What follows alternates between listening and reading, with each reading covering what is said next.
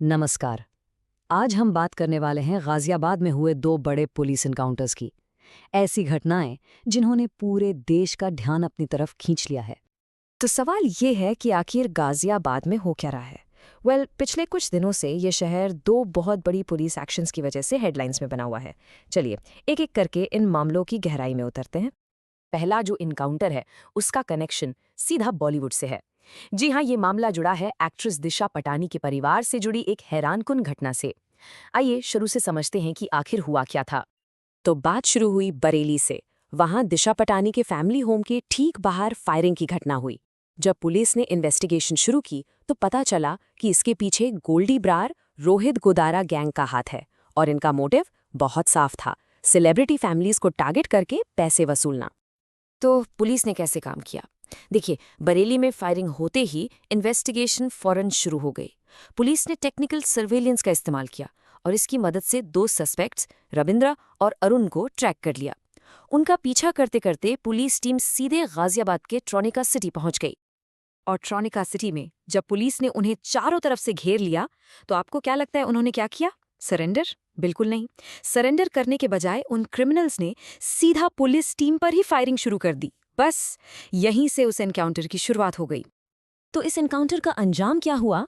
दोनों सस्पेक्ट्स रविंद्र और अरुण इस शूटआउट में मारे गए। पुलिस ने उनके पास से पिस्टल और काफी सारे कार्ट्रिजेस भी रिकवर किए हैं।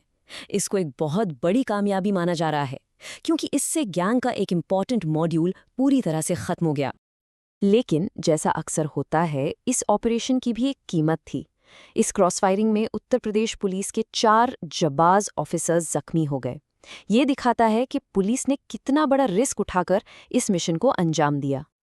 ओके, तो ये था पहला केस। अब आते हैं दूसरे इनकाउंटर पर। ये मामला बिल्कुल अलग है, लेकिन उतना ही सीरियस। इस बार पुलिस के निशाने पर था एक वांटेड इनामी गैंगस्टर।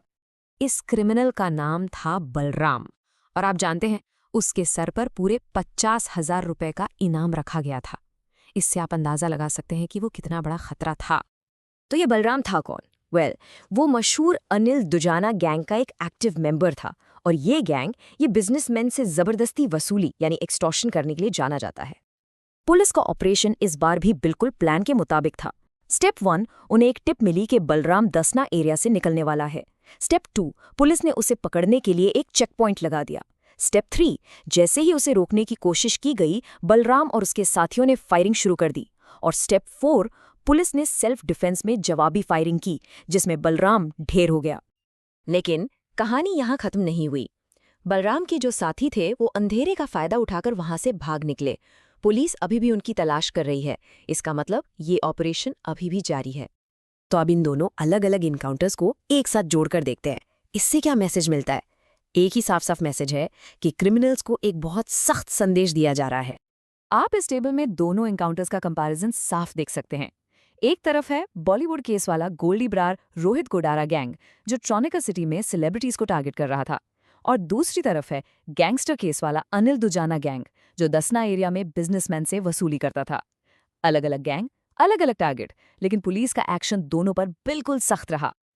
और सबसे जो एक बात निकल कर आती है वो ये है कि उत्तर प्रदेश में क्रिमिनल्स के लिए कोई जगह नहीं है। ये पुलिस के जीरो टॉलरेंस पॉलिसी को बिल्कुल साफ दिखाता है। लेकिन आखिर में एक बड़ा सवाल फिर भी रह जाता है।